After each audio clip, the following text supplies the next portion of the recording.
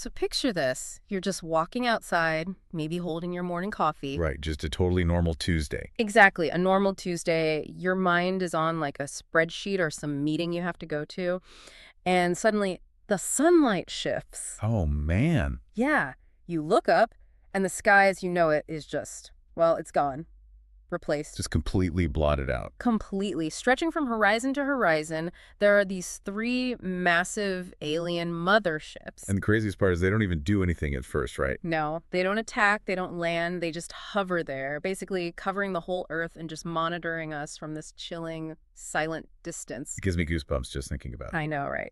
So today, we are unpacking this incredible sci-fi timeline from an original story by Loop Animation Studios. It explores exactly what would happen next. It's such a brilliant piece of speculative fiction. It really is. It charts the single, massively transformative year in human history starting in the year 2026. So, okay, let's unpack this because I really want you to put yourself on that sidewalk. Oh, absolutely. You see these massive ships. How would you actually react on day one? I mean, it's the ultimate disruption to the human paradigm. The story starts with this shock to the system that is just so profound, it completely paralyzes the standard global order. Just instant gridlock. Yes, exactly. Day one is defined by this absolute uncontrollable chaos. I mean, the governments of the world sound the alarms, and they immediately attempt to project this aura of control, to calm the public down. Because that's what governments do. They hold a press conference. Right. But there is a level of existential panic here that institutional authorities simply cannot manage with a podium and a microphone. The system just breaks down instantly. See, I think we've all seen enough movies to picture the panic part, but what really gets me about day one in this specific Loop Animation Studios story is how the public actually reacts on the ground. Yes, the documentation phase. Exactly. People pour out onto the roads, sure, but they aren't just running for the hills with like survival gear and canned beans. No, they're not hiding. They are filming, they've got their phones out, cameras pointed up, drones buzzing in the air. I mean, people are literally dragging heavy telescopes out onto the pavement just to catch every single detail of these ships. That's wild. It's such a piercing detail about human nature. It reminds me of our modern obsession with documenting reality rather than, simply experiencing it. Oh, 100%.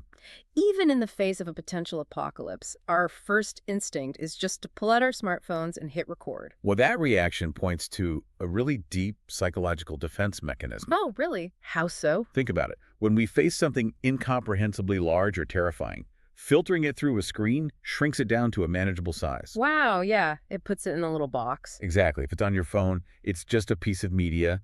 You have cognitive distance from it. Yeah. We try to consume the threat visually to kind of make sense of it. That makes total sense. We turn the apocalypse into content. Right. But what's fascinating here is how the timeline anticipates that exact human coping strategy and then completely pulls the rug out from under it.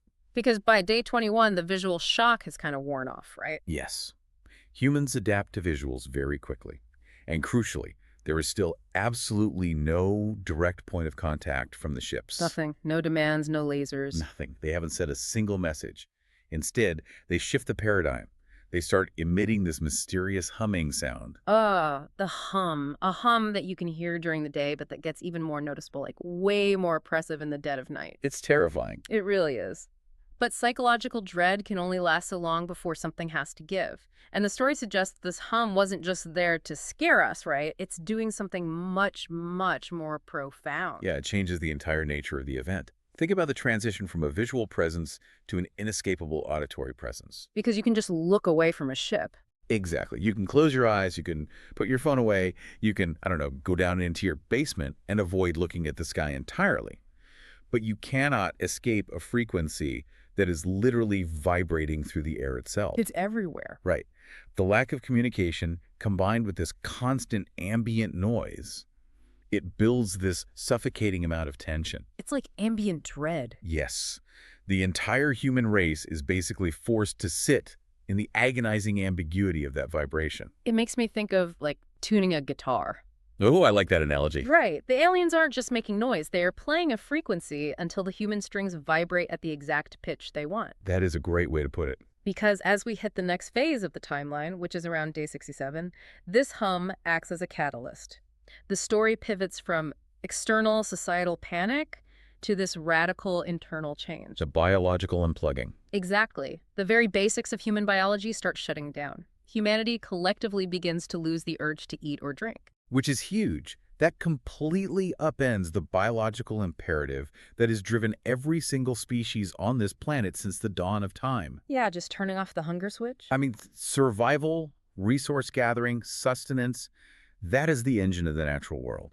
And all of it just begins to evaporate. And it isn't just us. No, it's not. And that's what makes it so eerie. An eerie calm hits the entire atmosphere.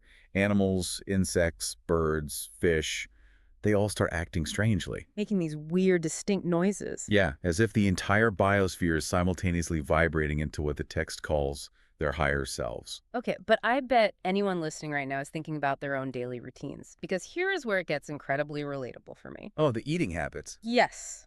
Even though humans no longer biologically need food or water by day 67, the story points out that some people just keep eating and drinking anyway. Just going through the motions. Purely for the sake of routine and behavioral habit. I love that detail so much. You don't need calories, you don't need hydration. Your body is fundamentally altering its state of being.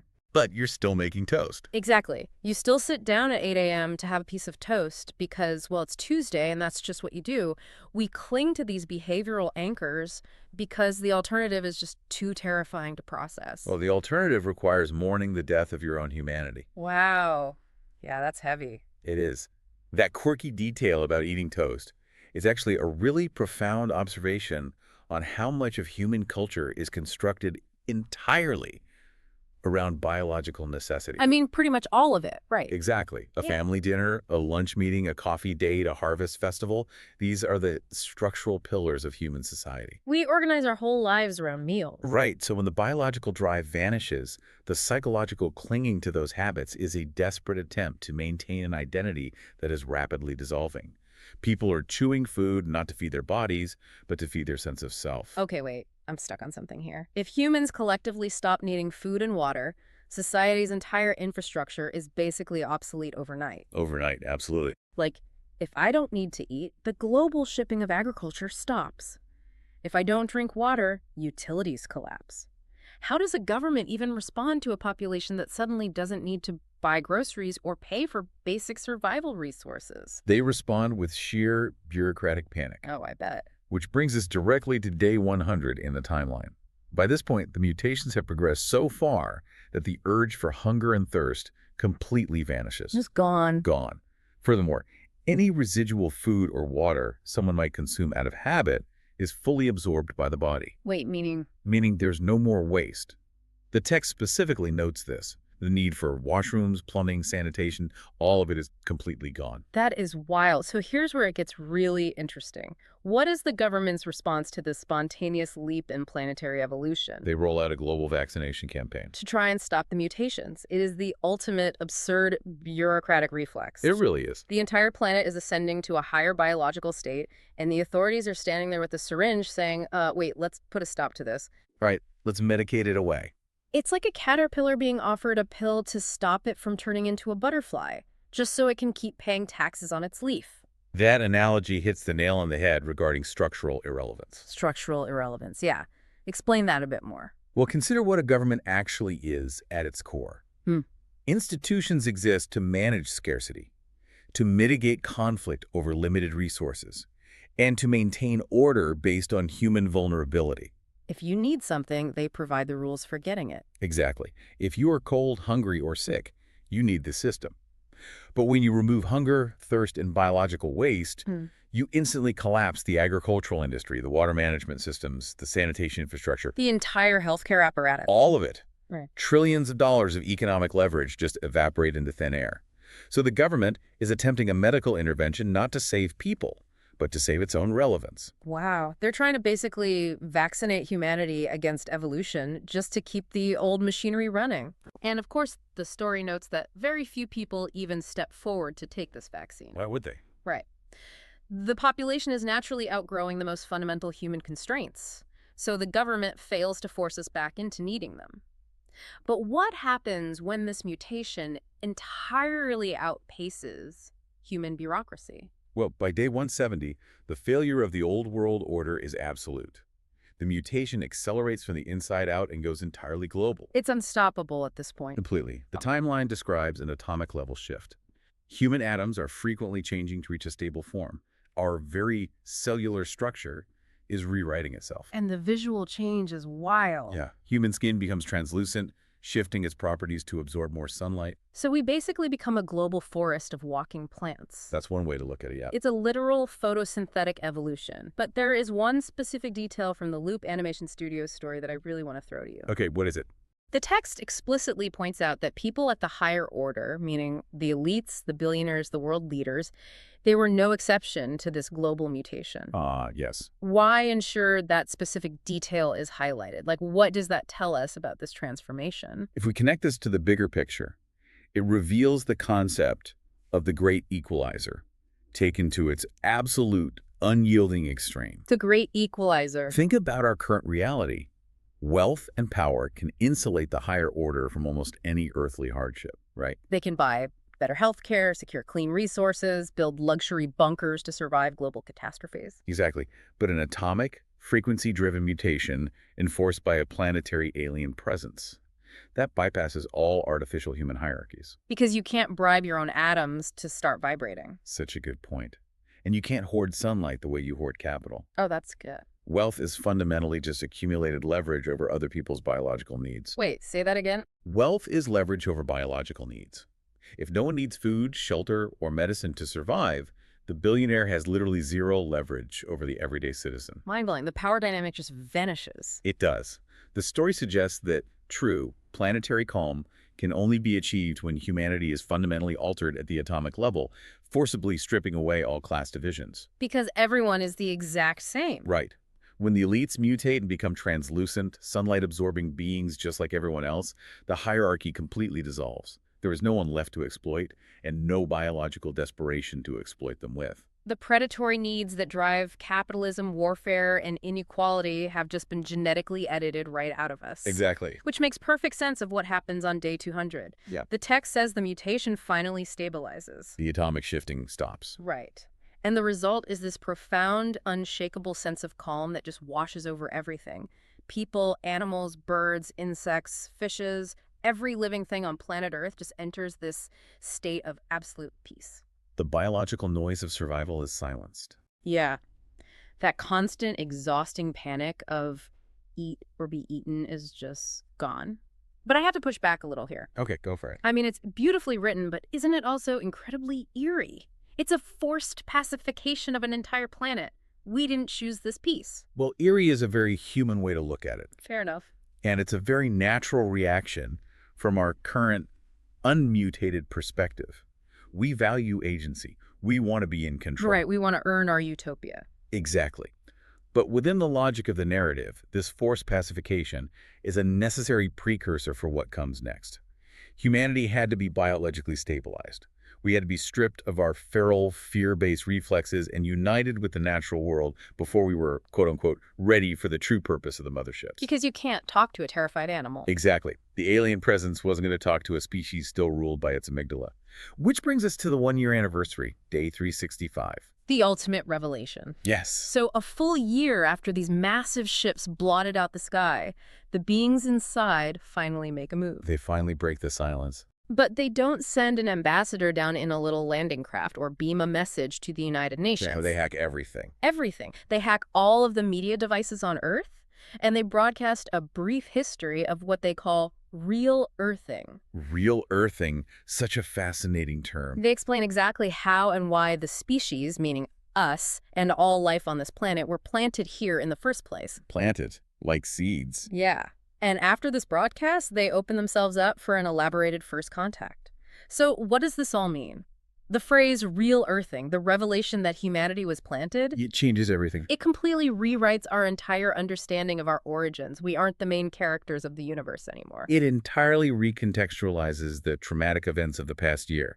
Think back to day one. What initially appeared to be an alien invasion, triggering all that panic, chaos, and the frantic desire to document the threat on our phones. Yeah, the apocalypse. Right. It is revealed on day 365 to be something entirely different. It's a cosmic harvest. Or, well, perhaps more accurately, a cosmic gardening project. A gardening project. So we weren't being invaded. We were being tended to. Exactly. Consider the mechanism of a gardener. A gardener doesn't ask a tomato plant for permission to add fertilizer or prune its leaves. No, they just do it because it's their garden. Right. The motherships didn't arrive to conquer a foreign planet. They returned to check on a crop they planted eons ago. Wow. The real Earthing broadcast is just the gardeners explaining the nature of the greenhouse to the plants now that the plants are finally capable of understanding it. So the hum, the cellular mutations, the translucent skin. These weren't weapons of war. They were the ripening process. The ripening process. Oh man, that is so creepy but makes so much sense. Humanity had finally matured to the point where the gardeners could initiate the next phase of our existence. But the reaction of the people on day 365 is the most telling, and honestly, to me, the most shocking part of the whole timeline. How so? Well, you'd think finding out your entire history is a fabricated terrarium project would cause mass existential terror. Sure, in our current state. But instead, the mutated people cheer. The text specifically says they cheer because now everyone knows the truth without filters. I can't wrap my head around cheering for the realization that you're just a cosmic houseplant. But see, that reaction only feels shocking if you apply day 1 human psychology to a day 365 mutated brain. Okay, unpack that for me. Remember the atomic stabilization on day 170 and the profound calm on day 200. The previous mutations systematically removed humanity's biological fear responses. Right. The amygdala is basically gone. Exactly.